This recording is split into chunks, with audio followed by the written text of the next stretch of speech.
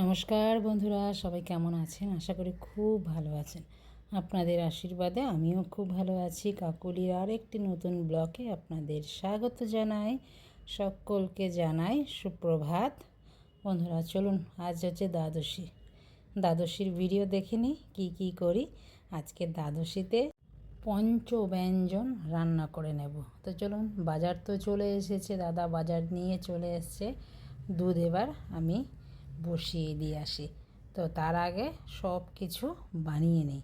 পঞ্চব্যঞ্জনে যা যা লাগে, ওই আলু ফুলকপি দিলে ভালোই হতো, ফুলকপিটা পাওয়া যায়নি। কাঁকরোল, পটল, কুমড়ো, সজনের ডাঁটা, এগুলো সব আমি বানিয়ে নিলাম। বানিয়ে নিয়ে চলুন এবার ধুয়ে নিয়ে আসি।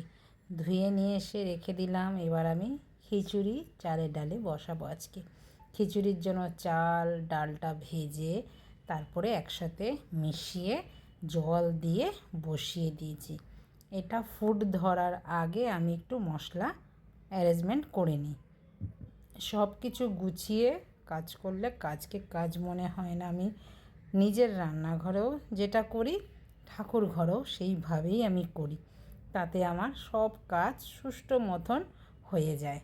তো এখানে দিয়ে দিয়েছি মৌরি, মেথি, সাদা জিরে, শুকনো লঙ্কা, কালো জিরে, সব কিছু দিয়ে আদা বাটা দিয়ে খিচুড়িটাকে সম্বার দিয়ে দিলাম। খিচুড়ি নামানো হয়ে গেল। এবার ভেজে নিচ্ছি। পদে ভাজা গাছের দিকে দুটো পেরেছি হচ্ছে ভেন্ডি। গিয়েছিলাম অন্য কাজ করতে, তো গিয়ে দেখি ভেন্ডি ঝুলছে গাছের মধ্যে। চটপট করে পেরে নিলাম। আমার কিন্তু অর্ধেক রান্না হয়ে যাওয়ার পরে আমি গিয়েছিলাম ছাদে। তো এখানে দেখুন সব আমার ভাজাভুজিও কমপ্লিট হয়ে গেছে। এইবার তরকারি সম্বার দিয়ে নেব। কাটাকুটি সব ধোয়াধুয়ি রেডি। এখানে বানালাম বাদাম দিয়ে এরম পঞ্চব্যঞ্জন বানালে খুব ভালো লাগে। আর এখানে দেখুন আমার হয়েও গেছে। এবার পায়েস বসাবো। সবার লাস্টে পায়েসটা বসিয়ে দিলাম। পায়েস বসিয়ে আমি অন্য কাজ করব, যে ঠাকুরের তো অনেক কাজ থাকে। ঠাকুর পরিষ্কার করা থাকে, ঠাকুরকে সুন্দর করে সাজানো থাকে। আর ফুল আজকে এনেছে, ফুলের মধ্যে দেয়নি দুব্ব। এবার দুব্ব যখন আমার বাড়িতেই আছে তখন তুলে নিয়ে চলুন। দুব্ব পাড়তে এসে দেখি দুটো ভেন্ডি হয়েছে। আবার পেরে নিলাম ভেন্ডি দুটোকে। আর লেবু তো আমার গাছে আছেই, আপনারা তো জানেন। আগের গোবিন্দকেও লেবু দিয়েছি, আর এই দ্বাদশীতেও গোবিন্দর ভাগ্যে লেবু আছে। ওই গোবিন্দ সবই নির্ধারণ করেই রাখে কি উনি নেবেন, তো আমাকে দিয়ে সেটা করায়। আমি তো মানুষ, নিমিত্ত মানুষ। চলুন, পাড়া হয়ে গেছে। আজকে ওয়েদারটা ভালো, কিন্তু সকালবেলা একটু বৃষ্টি পড়ছিল, আবার কোথায় যেন একটু মেঘ হয়ে আছে, কোথায় একটু ঝপঝপ বৃষ্টি পড়ছে। দেখুন আকাশটা বেশ ভালোই লাগে। আর আমার বাগানটা পরিষ্কার করেছি, আরও ভালো লাগছে। পরিষ্কার তো করতেই লাগে। আর বাগান থেকে অনেক ফুলও আমি তুলে নিয়েছি। আজকে গোবিন্দকে মনের মতন করে সাজাবো। চলুন চন্দন বেটে নিই। চন্দন বেটে তুলসী নিবেদন করে গোবিন্দকে সাজাবো। আর গোবিন্দকে যে পুষ্পারতি করব, আজকে ফুল যে তুলেছিলাম বাগান থেকে, দেখেছেন না? এই ফুলগুলো দিয়ে আজকে সুন্দর করে একটা থালা সাজাবো। গোবিন্দকে যত সুন্দর করে সাজিয়ে তুলবেন, গোবিন্দ ততই যেন আনন্দ পাবে। এরমভাবে সুন্দর করে সাজালে গোবিন্দ খুব মনে মনে আনন্দ পায়। আর গোবিন্দ যে আমার সিংহাসনে বিরাজমান যে আছেন সাক্ষাৎ, তা আমি কিন্তু অনেকভাবে প্রমাণ পাই। হয়তো আপনাদের সাথে তুলে ধরতে পারি না, সেটা উচিতও না তোলা। গোবিন্দ আমার কাছে আছে, আমার কাছেই থাকুক। তো গোবিন্দর আমি পুষ্প আরতিটাও সাজিয়ে নিয়েছি।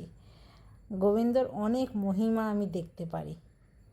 হয়তো সেইভাবে আমি ভক্তি দিয়ে আমি গোবিন্দকে হয়তো ডাকতে পারি না, কিন্তু আমি যতটুক আমার ভক্তি দিয়ে আমি ডাকি, ততটুক গোবিন্দ আমাকে দেখা দেয়। আর আমি জীবনে কিচ্ছু চাই না।